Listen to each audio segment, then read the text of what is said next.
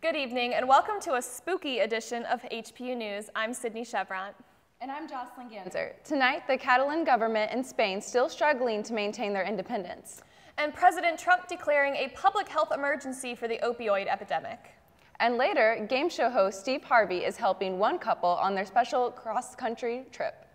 But first, are fall weather and pumpkin spice lattes finally here? Meteorologist Kit Curtis has more. Kit? Thanks, guys. Unfortunately, Kit couldn't make it, but I'm here, Beth Holder, to deliver your weather. So let's take a look at our pressure system for national weather. Over here in the northwest, there's a high pressure system, so you'll be getting those moderate temperatures. And then over here in the Plain States, well, unfortunately, there will be a low pressure system coming your way, which means you will be getting some rain and some scattered temperatures. Same thing over here in the northeast, all of our lovely students from New Jersey, well, you're going to be getting some scattered temperatures as well. But for all of us here at HPU, there's going to be some, moderate temperatures. It's going to be looking pretty nice for the next week. Now let's move on to our national temperatures. Over here in the northwest, there's going to be a high of 52 and a low 41, so it's going to be a little chilly up there. And then over here in the Plain States, it is still pretty warm, and it's going to be a high of 73 with a low of 60, so be looking out for that. Still pretty warm. And then over here in the northeast, still the same temperature for all those New Jersey students. Well, it's going to be a high of 64 around there with like a low 50. And then over here, on the East Coast, we're going to have a high of 59 with a low of 52, so still pretty cool, but not too cold yet. And then right down here in Florida, gotta give a shout out for my girl Kit, but yeah, it's going to be a high of 74, can't forget about them. And then let's take a look at our weekly weather. Well, today we were experiencing a high of 60 and a low of 42. It was a little chilly. And then on Friday, it's going to be a high of 68, a little cloudy, and a low of 50. On Saturday, getting ready for that Halloween weekend, it's going to be a high of 68 and a low of 52. Sunday, a little bit chilly, high of 55, low of 37. And then on Monday, it's going to be a high of 58 and a low of 43. And then on Halloween, it's heating up. We got a high of 64 and a low of 48. And then on Wednesday, 20% chance of rain with a high of 66. And that's all for weather. I'm Beth Holder. Back to you guys at the desk. Looks like some rain in low 30s on Sunday, so watch out for slick roads and maybe even some snow this weekend. And now, President Trump declaring the opioid epidemic a public health emergency today. This order cannot automatically direct funding towards the crisis, but will likely bring more grant money to federal agencies to face the problem. The National Institute of Drug Abuse says the opioid crisis kills 90 Americans a day and has a total economic burden of over $78 billion a year. Catalonia separatist leader Carles Puigdemont to formally declare independence from the Spanish government today in front of Catalonian Parliament. The move ensures that the central government in Madrid will attempt to take control of the region. The Catalan government will likely draft a declaration of independence before Spain is able to take control again. A North Carolina A&T student is being charged with extortion and sexual exploitation. Royce Andrew Reddix was arrested October 15th after blackmailing a 12-year-old Virginia girl into sending him nude pictures. Reddix was a student at A&T at the time of the arrest, but as of now, it is unclear if he still is. Kenyans are voting amidst a controversial election. President Uhuru Kenyatta won the election last August, but the vote was held again due to irregularities. Mr. Kenyatta's opponent, Mr. Odinga, withdrew from the competition, stirring conflict in the area. Since Mr. Kenyatta's win last August, more than 40 people have died in violent protest, including the recent death of a 19-year-old boy shot in police fire. Police has stationed the voting area to ensure a more peaceful election this year. However, there's a large ethnic divide by those in the area of Mr. Odinga's community who are boycotting the polls due to his absence in the election. And now, back from fall break, it's time to check out what's going on around High Point. Toby Allen is here with your campus update. Toby? Hey guys, it's Toby here with your campus update. Hope everyone had a great break. off this Halloween weekend with some awesome philanthropy with FIMU. They're inviting people to Greek Village on Friday from 2 to 4 p.m. to enjoy candy and treats, kicking off Halloween just right. Also, on Friday and Saturday at 7 p.m. in the Black Box Theater is the Fall Dance Concert. Come out and support the fellow dance students. You can also support by attending the International Night/Senior Night Soccer Tailgate Party this Saturday at 6 p.m. in the Vert Stadium. Just 2 days away from Halloween, this Sunday there's going to be a Halloween 5K run and walk at 2 p.m. in the High Point University Community Center at Oak Hollow Mall. Thanks, guys. That's all I have for you. Have a great weekend and a safe Halloween. Back to you guys at the desk. Thank you, Toby. Now, hopefully we won't see too many Pennywise the Clowns out there on Halloween, but you never know. It's pretty popular. According to top officials, America should take North Korea's next nuclear missile test, quote, literally, after weeks of rising tensions. North Korea plans to test the biggest hydrogen bomb test yet over the Pacific Ocean.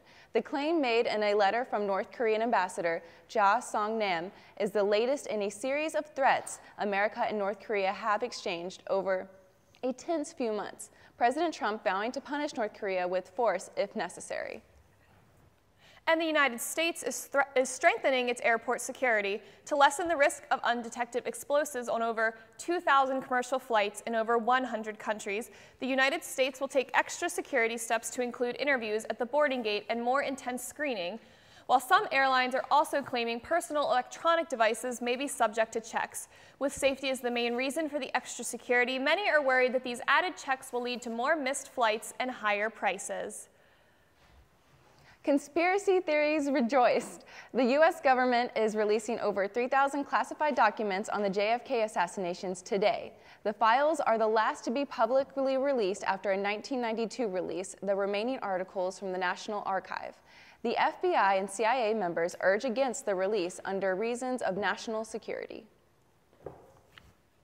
And now big changes are in for the Yankees. After 10 years, manager Joe Girardi will not be returning after the 2017 season.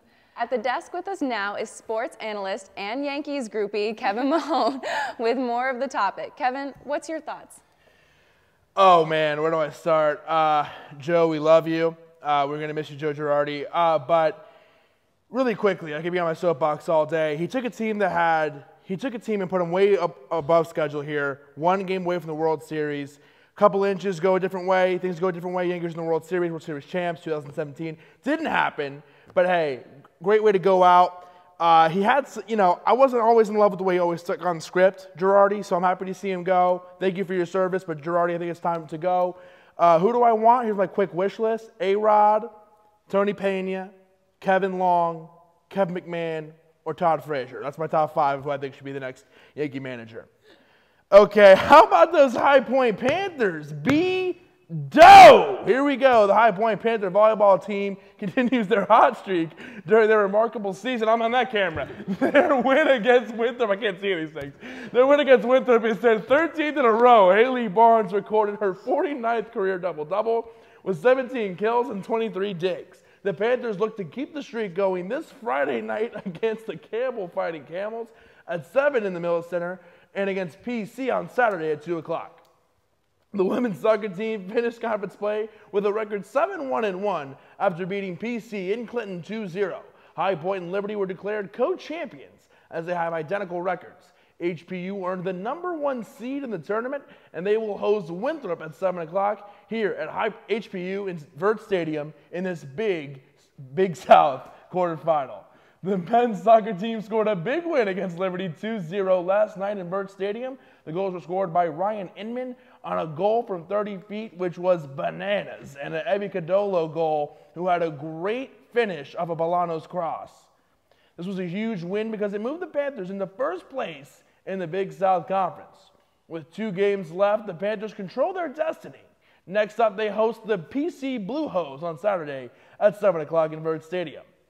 The women's golf team won the Terrier title. It's the first time since 2013 the Panthers have won back-to-back tournaments. Kayla Smith claimed medalist honors. She is the first Panther to win an individual title since September 2015. Brendan McDougall continues his success For men's golf was second place finish at the Phoenix Invitational and a third place finish in the Camden Invitational. Keep up the good work, Brendan, and be on the lookout for a new Between Two Tees with me and Mr. McDougal. Basketball season is right around the corner. The Big South preseason polls came out, and the men were picked to finish 6th, and the women were picked to finish 4th. The defending Big South Player of the Year for High Point, Emma Bockrath, was picked as the preseason Player of the Year. Lastly, the lacrosse teams just released their schedules, and let me tell you, there are some unbelievable matchups at home this year. The women will host the UNC Tar Heels, the Duke Blue Devils, and the Notre Dame Fighting Irish, all here in Vert Stadium this season, while the men will host the University of Virginia Cavaliers and the University of Maryland Terrapins, also in Vert Stadium. That's 5 Power 5 teams who will be playing in Vert Stadium this lacrosse season. Please come out and support your Panthers for these incredible matchups. That's all the sports I have for you this week. I will try to do better next week. And as always, go Panthers. Back to you, ladies. Thanks, Kevin, and I love your costume, by the way. Thank you. It really is just me, myself, and all my minions. So. Please tell me you're wearing that in your next episode of Between Two Tees. Or is that just some suspense for the audience? I'm not. It's already out. It was a fire episode with Brendan McDougal. We talk about golf and Avril Lavigne because he's from Canada. So we dive into everything. So the whole spectrum. Yeah. Great. Well, when we come back, the Disney Channel is taking big steps in the LGBTQ+ community. And one couple is visiting one particular restaurant chain all over the country. We'll tell you which one when we come back. I want to eat apples and bananas. I need to eat apples and bananas. Why can't I eat apples and bananas? Support the Feeding America nationwide network of food banks to help provide meals to those in need. Join us at feedingamerica.org.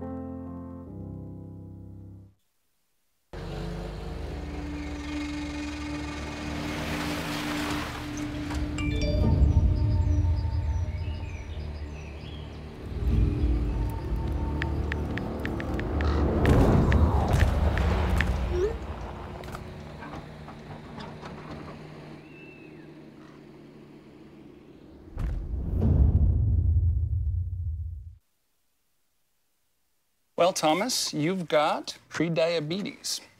But with more exercise and a change in diet, it can be reversed. I've tried exercising. It just makes me hungry for bacon. I love bacon, too.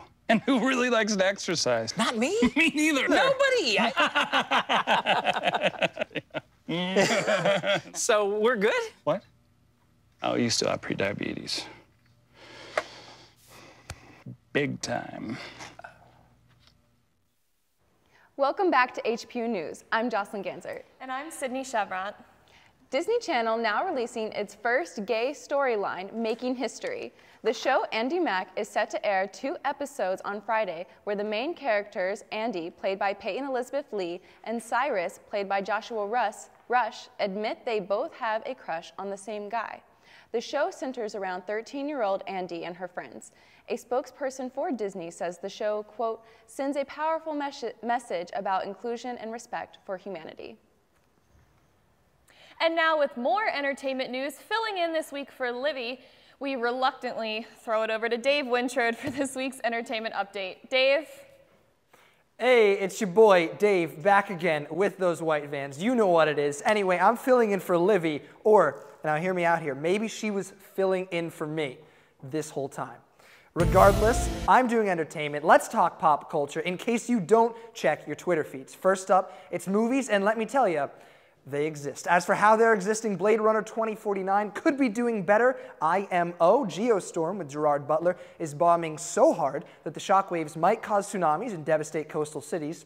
And Suburbicon has been reviewed as pretty poor before it's even been released.